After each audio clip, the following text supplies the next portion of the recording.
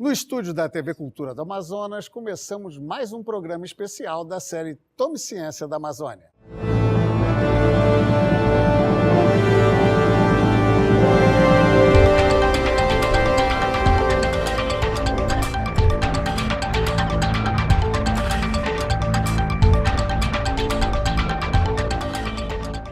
Olá! A região amazônica, vista do alto, em sua maior parte ainda é vegetação.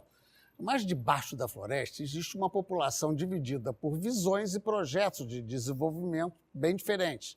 Da criação da Zona Franca de Manaus, passados já 50 anos, aos tempos de hoje, em que o conhecimento específico dos povos ribeirinhos começa a ser valorizado como modo até de preservação ambiental, muitas águas, e olha que foram muitas mesmo, já rolaram pelos rios. Até mesmo uma nova cartografia, mais social do que geográfica, vem sendo feita pelos cientistas. É certo afirmar que houve um desenvolvimento crescente, sim, da atividade científica na Amazônia, permitindo um novo conhecimento sobre a região.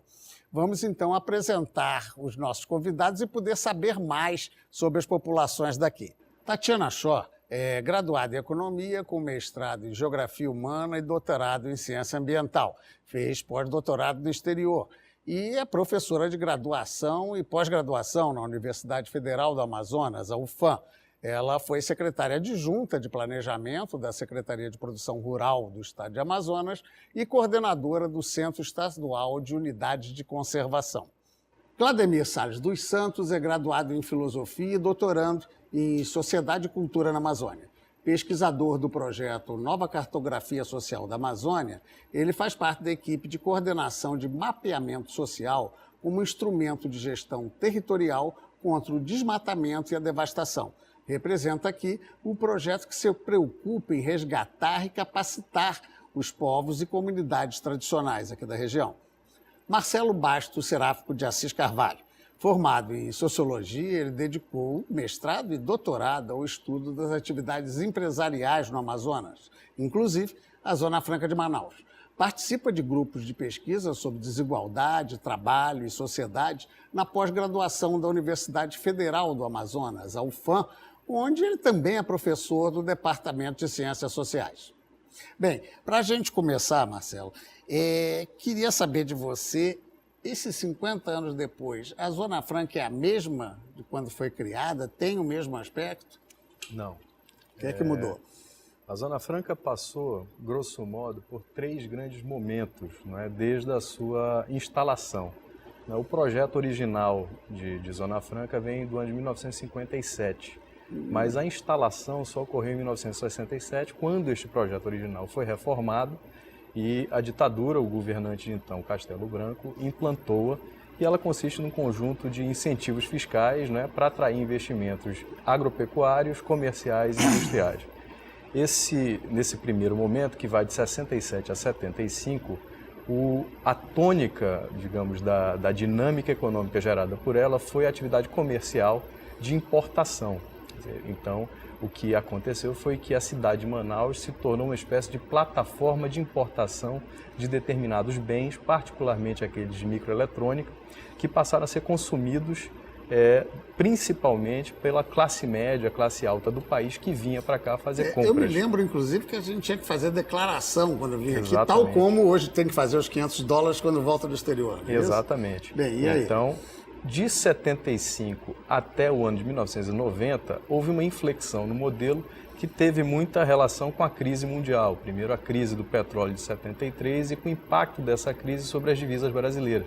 Quer dizer, o governo, ou os empresários, aqueles que importavam, acabavam exportando divisas, não é? No momento em que o país precisava acumulá-las em decorrência dos altos custos do petróleo, do aumento dos juros e por aí vai. Então, houve uma decisão governamental de impor cotas de importação, limitando a aquisição de produtos, de bens de que consumo. Apenas passavam, né? Exatamente. Aqui. E de estimular a industrialização ainda dentro da concepção de substituição de importações. Com isso, a indústria avançou, não avançou expressivamente, mas teve um avanço significativo. O comércio perdeu peso, mas não foi liquidado, continuou também bastante animado.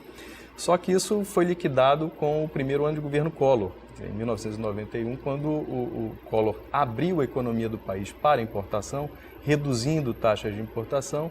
A economia de importação de bens foi liquidada, o modelo passou por uma crise grave, que se estendeu até o ano mais ou menos de 1996, e a partir de então houve uma redinamização mais acentuada ainda no início dos anos 2000, com a produção de celulares e de motocicletas, que se intensificou muito.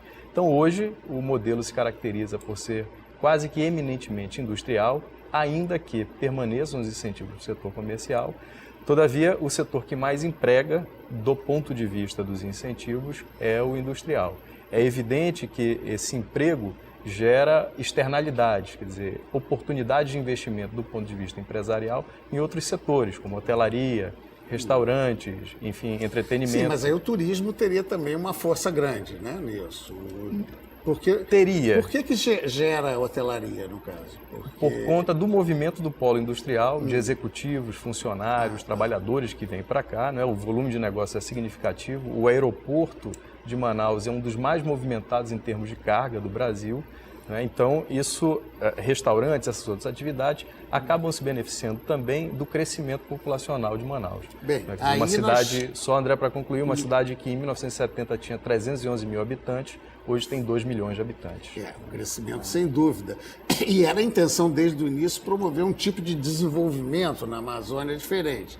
Agora, ao lado disso, a gente tem um outro lado, literalmente, da moeda, que é a produção do povo ribeirinho, a produção rural. Como é que você definiria, Tatiana, essa situação? É muito interessante, né? Porque o Amazonas é um estado que é um estado trabalhador. Apesar de se ter a imagem do ribeirinho, do caboclo como preguiçoso, isso não é a verdade. A nossa história é composta de gente que vem do Nordeste, das Arábias, né, que vem para esse interior trabalhar, e da população indígena que trabalha muito a terra. Então, hoje, né, o que nós temos no estado do Amazonas é uma produção rural familiar, forte. Mais de 90% da produção é feita por famílias, né, por comunidades. Muito importante, nós temos a produção de várzea, né, então a relação entre a produção... É bom esclarecer que várzea é aquela terra da beira do rio. Né? Então, exatamente. Que o Código Florestal complicou um pouquinho, mas vamos lá. Mas porque aqui você vai ter, com a sazonalidade do rio, porque o nosso rio Solimões, eu vou dar o exemplo Solimões, ele tem uma variação hidrográfica muito importante, então quando ele está cheio, ele fertiliza, é o nosso Nilo, né, e quando ele abaixa, né, quando ele desce, ele provê de terras férteis para a produção. Então, no período da seca, é o nosso período mais fértil, no qual a produção rural abastece as cidades. No período da cheia, né, quase todo o que a gente consome no Amazonas vem de fora. E aí, isso, como é que fica as pessoas que produzem, que, portanto, têm renda num período e deixam de ter no outro? Não, é muito interessante, porque o produtor rural, diferentemente de outras regiões, né, aqui ele é também extrativista. Então, ele produz no período da várzea, ele extrai no período do extrativismo, e tem todo um calendário, dependendo da região, sobre como é que funciona o extrativismo. Então, a época do açaí é diferente da época da pupunha, que são frutas regionais, né? Também tem um período de pesca, que também varia conforme o tipo de peixe. Então, o período de despesca do pirarucu é um, o do peixe liso é outro. Então, ele tem uma multiplicidade de atividades na produção rural que faz com que ele tenha atividade o tempo todo. Isso não quer dizer renda monetária, mas quer dizer produção rural. Mas de alguma maneira ele está produzindo alguma coisa que vende, portanto, tem a ou subsistência. Vende ou né? tenha para comer, né? Certo, a segurança alimentar é um tema hoje muito importante, né? E para nós, quando a gente começa a trabalhar a questão de mudanças climáticas, né, cheias, secas, muito fortes, a produção de alimento local é um tema que hoje está muito em voga. Presente, sem dúvida, sem dúvida. O Glademir representa aqui o projeto de nova cartografia social, que muda aquele conceito que cartografia é o relevo de superfície. Na verdade, vocês estão procurando quem está em cima dessa superfície. Exato. Explica para a gente o conceito. Eu diria que são os atos de falas, né, que nós estamos trazendo para a discussão. Né? Mas, assim, tem algumas considerações necessárias. Né? O projeto Nova Cartografia está presente na Universidade do Estado do Amazonas e na Universidade Federal do Amazonas, né? E compreende vários núcleos, né, na Amazônia, né? Tem as universidades federais e estaduais da Amazônia, Roraima, Rondônia, Acre, né? Tocantins, né, e Maranhão, né, Pará, e são pesquisadores de universidades, né, e com orientandos, né, com seus orientandos, mestrandos, né, doutorandos, e a partir da minha experiência, né, o projeto Nova Cartografia, ele é interdisciplinar, né? Ele tem vários olhares, né? Vários campos disciplinares e diretamente trabalha com povos e comunidades tradicionais. O projeto Nova Cartografia lida especificamente com um procedimento, né, que nós chamamos de oficinas de mapas, né? Nós estamos produzindo este ano, né, para 30 fascículos como este aqui, né, que é resultado justamente de oficinas, né, de mapas realizadas. Seja, a população tem que revelar as suas características de trabalho, de cultura, de que fato, vão ser pontos num desenho de mapa. É exatamente. Isso, né? Na realidade é assim. Como é esse procedimento?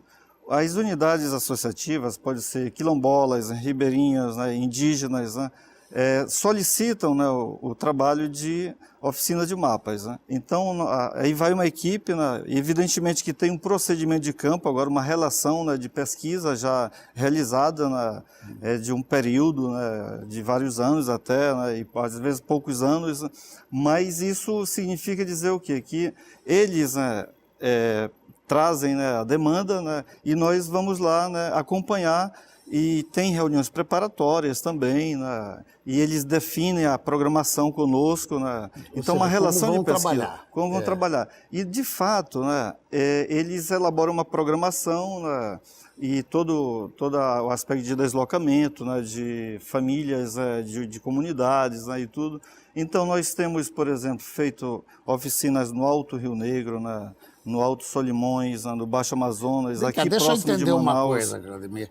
Essas oficinas gabaritam essas pessoas a atuar numa área mais ampla para trazer informações que vão compor o mapa. Exatamente. Na realidade, assim, são situações localizadas, né, que vêm à tona, né, que seria a realidade, né, da comunidade ou da aldeia, né, ou de uma associação, né. Então, eles que vão definir o que eles querem colocar no mapa, né. Então, nós temos também... Ou seja, eles é que dão a caracterização do que é importante. O que é importante. Não somos nós que vamos impor situações ou até uma lógica de pensamento, né? Eles é que vão justamente trazer essa realidade, esse discurso deles, cartografado, evidentemente, né? Então, se nós pensarmos bem, assim, numa prática mesmo, no campo empírico, a oficina se dá dessa maneira, né? Existe... a confecção do desenho, né, um aspecto, confeccionar o desenho, o croquis, né, da realidade, das situações, né, mas antes disso tem uma preparação, ou seja, a utilização do GPS, né. Então tem, vamos dizer assim, informações sobre o posicionamento geográfico. Quer dizer, tem sempre a presença de alguém o aparelho, inserindo essa tecnologia. Exatamente, que nós capacitamos, né, essas lideranças, e essas lideranças é que vão marcando o ponto de GPS daquele desenho que apresentou. Na realidade, essa linguagem, né, da vida real, né, do mundo prático, né, é uma linguagem cartografada, né? Então, eles mostram situações de conflitos, né, problemas de lagos, de igarapés, né, situações de pesca, né, de pesca predatória, né, caça, né, Acaba sendo um levantamento completo da situação real de vida da população. Deles mesmos, exatamente. Eles, ao mesmo tempo, eles se auto-refletem, né? Então, e auto-se definem, né? Então, eles que dizem o que querem e mostram como é que está a situação, né? Então, isso, evidentemente, que vem em formas de assuntos, né? Eles elaboram os assuntos que vão ser desenvolvidos numa oficina que dura entre 2 a 5 dias, depende muito de cada situação, né? Tem oficina que passa 5 dias, 3, né? Mas tem também a confecção do mapa, ao mesmo tempo que eles elaboram o desenho, né, o croquis, esse croquis vai para o laboratório, né? E às vezes tem até liderança que já sabe mexer com ArcGIS, né? E vai para o laboratório também. Mexer com o quê? ArcGIS, que é justamente o sistema, de georreferenciamento, né? Que sistematiza, né, esses pontos pode de localizar GPS. Exatamente. Tá. Tá. Bem, vamos agora dar uma parada, cada um entrou no seu médio, agora vamos começar a misturar isso tudo para ver o que dá depois do intervalo. Aguarda um instantinho só que a gente volta já já.